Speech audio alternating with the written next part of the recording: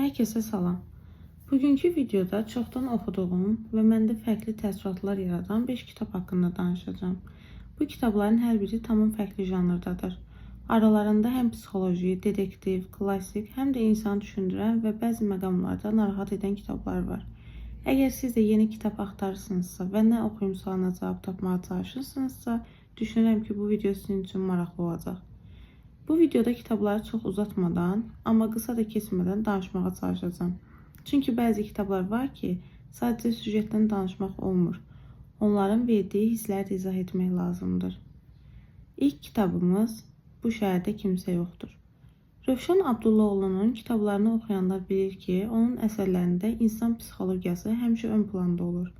Bu kitabda da əsas mövzulardan biri insanın daxili boşluğu və özünü tapmaq istəyidir. Kitabı oxuyarkən bəzi hissələrdə insan istər-istəməz dayanıb düşünür. Çünki mövzular həyatın içindən gəlir. Burada sadəcə hadisələr danışılmır.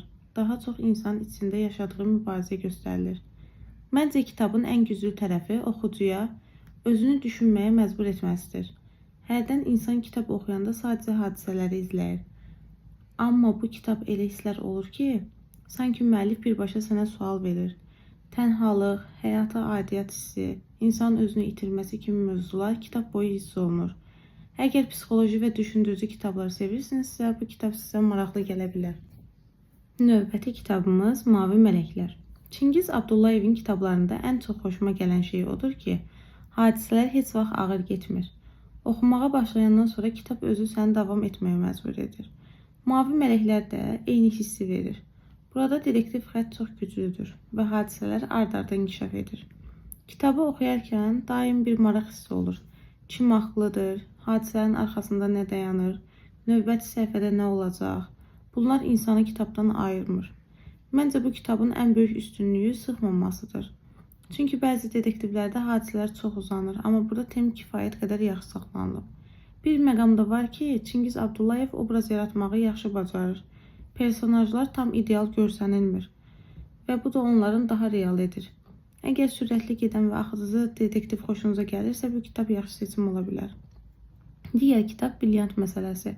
Bu kitab daha çox klassik detektiv atmosferi sevənlər üçün maraqlı ola bilər. Burada hadisələr təqdim olunması biraz köhnə məktəb üslubundadır və məncə bu da kitaba ayrıca bir hava qatır. Araşdırma hissəsi maraqlıdır və hadisələr tədricən açılır. Bu tip kitabların əsas gözəlliyi ondadır ki, oxucu özü də hadisələri analiz etməyə başlayır. Yəni sadəcə oxumursan, eyni zamanda düşünürsən ki, hadisələrin arxasında nə dayanır. Brilyant məsələsində bu his var. Kitab sürətli getmir, amma marağı qorumağı bacarır. Bəzi oxucular köhnə üslub detektivlərini daha çox sevir. Çünki həmin əsərlərdə atmosfer fərqli olur. Bu kitab da həmin o əsərlərdəndir. Əgər klassik araşdırma tipli detektivlər maraqlıdırsa, baxmağa dəyər.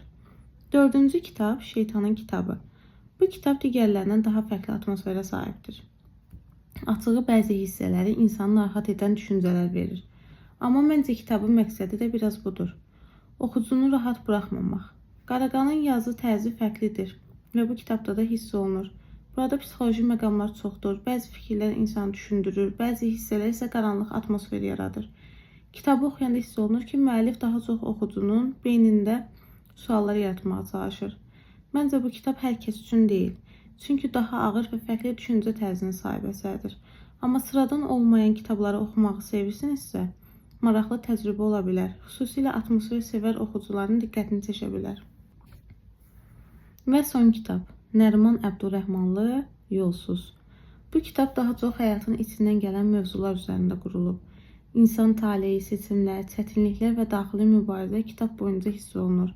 Oxuyarkən bəzi obrazlar çox real gəlir və bu da kitabı daha təsirli edir. Məncə kitabın əsas gücü sadə yazılıb böyük hisslər verməsindədir.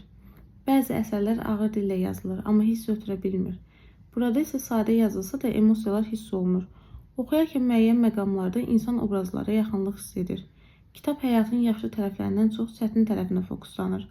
Bu da onu biraz ağırlaşdırır, amma eyni zamanda daha real göstərir. Əgər həyat hekayələri və insan taleyi haqqında əsərlər xoşunuza gəlirsə, bu kitab sizə maraqlı ola bilər. Ümumilikdə bugünkü videoda danışdığım kitabların hər birinin fərqli hissi var. Bəzisi insan düşündürür, bəzisi hadisələrin içinə salır bəzisi isə sadəcə yaratdığı atmosferdə yadda qalır. Mən çalışdım ki, spoiler vermədən ümumi fikirlərimi bölüşüm ki, kitabları oxumaq istəyənlər üçün maraq qalsın. İndi isə sizdən eşitmək istəyirəm. Şərhlərdə bu kitabını oxuyub oxumadığınızı yazın. Ən çox hansı kitab sizə maraqlı gəldi? Bəlkə sizdə tövsiyə edəcəyiniz kitablar var. Mütləq yazın, növbəti videolarda onlardan da danışa bilərəm. Əgər bu tip uzun və səmimi kitab videolarının davam etməsini istəyirsinizsə, videomu bəyənməyi unutmayın.